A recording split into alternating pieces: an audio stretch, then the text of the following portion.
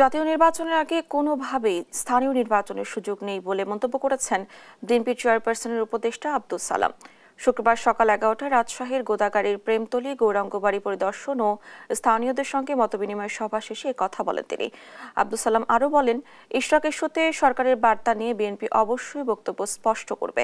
নির্বাচনী প্রচারণায় পোস্টার ছাড়া বিলবোর্ড ব্যবহার করে প্রসঙ্গে তিনি বলেন, নির্বাচনে কালো টাকার ব্যবহার যাতে না হয় সেদিকটা যেমন দেখতে হবে, তেমনি প্রচারণা যেন বাধাগ্রস্ত না হয় সেটিও বিবেচনায় রাখা উচিত।